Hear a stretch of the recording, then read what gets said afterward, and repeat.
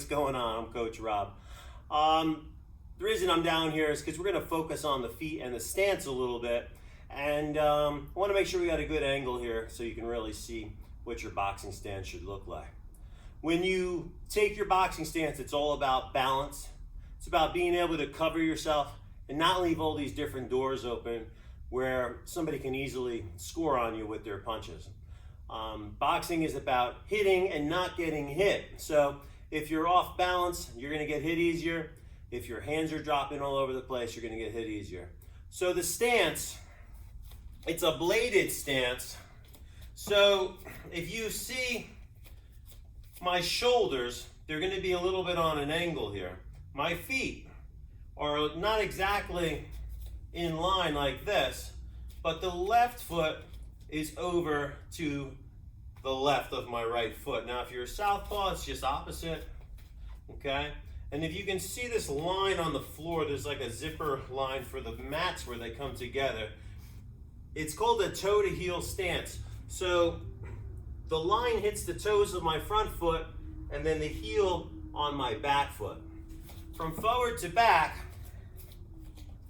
shoulder width apart, maybe slightly past shoulder width is where I want my stance. Heel up a little bit on the back, but not all the way pre-turned, because then I'm not going to get any power when I throw my cross. So it still stays turned sideways, but that heel just is up off the floor a little bit. Now I'm ready to move forward or back on my feet. I can really go anywhere that I want to once I'm in a good stance. My knees should be soft, so I shouldn't be straight out locked out like this. You want a good athletic position. A little bit of bend in those knees. Hands come up, elbows are in to protect your body, chin stays down.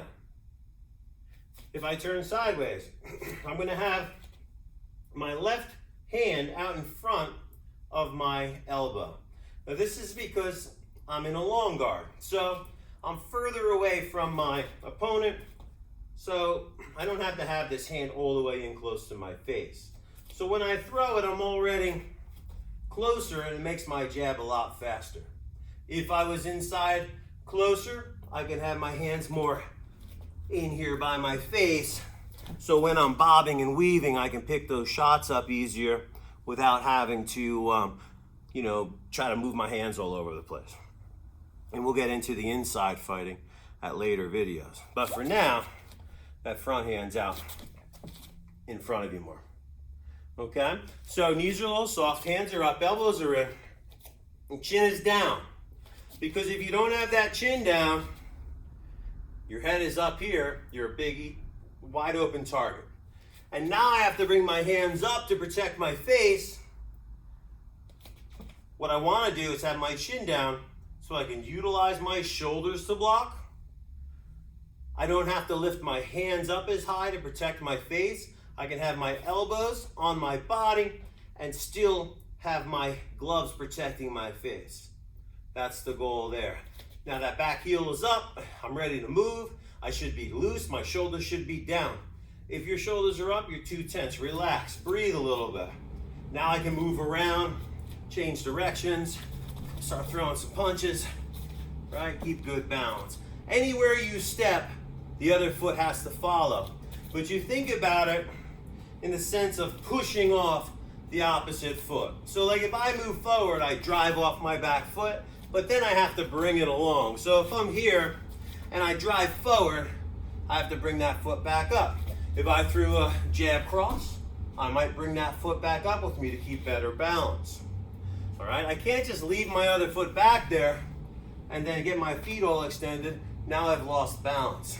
And I also don't want to be throwing punches and getting my head out over top of my front foot, because now I'm leaning in, my head's too close to my target. All right, so everything stays balanced. You don't want your nose to go past your toes. We'll get into more ways of how to throw those punches on other videos, but just make sure you're balanced, your knees are a little bent but not too bent, and you're just kind of able to bounce off of those big toes back and forth, move anywhere you want to go. This is kind of what your footwork might look like when you're moving, when you're boxing, and you're popping jabs and throwing punches and bobbing and weaving and all that stuff, right? Anywhere I want to go, I can go. But if you watch my feet are never going to be in here too close or out here where I'm off balance. So I hope that helps you with your stance. You need to practice it. Hey, boxing's not something you just do a couple times and all of a sudden you're good at. It's going to take you time, lots of drills, lots of shadow boxing, lots of bag work, lots of partner training, working with a good coach, and then lots of sparring if you're looking to really get in there and mix it up. But start now.